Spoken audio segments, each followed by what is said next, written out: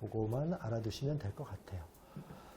그러면 1년 미만 근속자의 연차 유급 휴가는 어떻게 주는 것이냐? 계속 근로연수가 1년 미만인 경우에는 개근한 1개월에 대해 각 1일의 연차 휴가가 부여된다.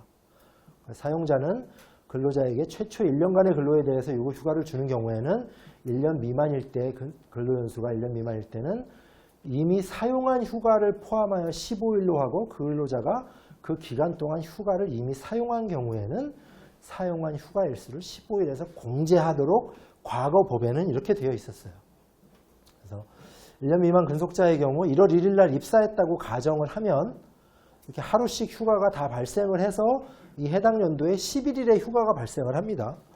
그래서 다음에 1월 1일 날 15일의 휴가가 발생을 하는데 과거 법에는 이 11일 중에 사용한 휴가가 있으면 이 15일에서 빼고 준다라는 게 과거 법이었어요.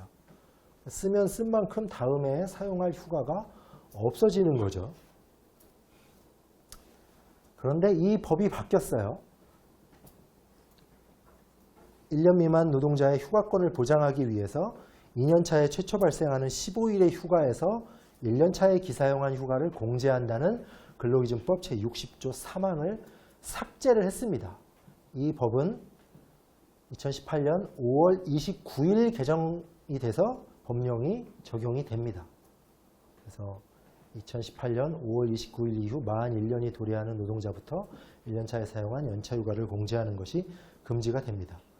명확히 말씀드리면 회사에 이때 1년을 부근해서 들어오신 분이 있었는지 없었는지 모르겠는데 2017년도를 기준으로 5월 29일 이전 입사자는 기존법에 따르고 공제를 해도 되고 5월 30일 이후에 입사한 사람은 공제를 하면 안 된다는 겁니다. 요거만 딱 아시면 돼요.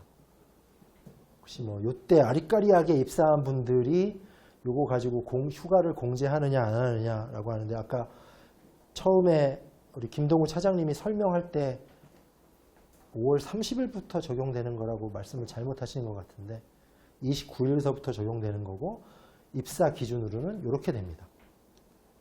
그래서 법령을 보면 요 3항 근로자가 2항에 따른 휴가를 이미 사용한 경우에는 그 사용한 휴가 일수를 15일에서 뺀다라는 조항이 2017년 11월 28일 날 삭제가 됐어요.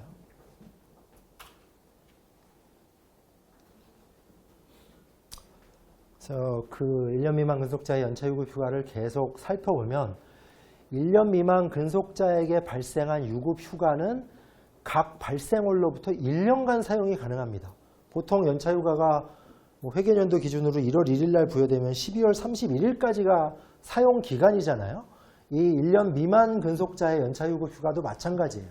그리고 휴가 사용 기간이 종료되면 사용 기간 종료 다음 날 연차 유급 휴가 미사용 수당을 청구할 수 있는 권한이 발생을 합니다. 그래서 예를 들어서 1월 1일 입사자의 경우에 1월 만근을 하면 2월 1일 날 하루의 휴가가 발생을 하고 이 휴가를 사용할 수 있는 기간은 다음에 1월 31일까지입니다. 그리고 1월 31일까지 만약에 연차휴가를 사용을 안 하면 다음에 2월 1일 날 연차휴가 미사용 수당 청구권이 발생을 한다는 거예요. 그림으로 나타내면 이런 거죠. 매월 하루씩 생기고 다음 연도 1월 31일, 2월 29일, 3월 30일 이렇게 생긴 날짜별로 휴가를 사용할 기간이 있고 이걸 사용을 못하면 사용기간 만료 다음 날 연차휴가 미사용 수당 청구권이 발생을 한다는 겁니다. 다음에 1월 1일이 되면 또 15일의 휴가가 발생을 하고 이거는 기존에 사용했더라도 공제가 불가능하고 요것 때문에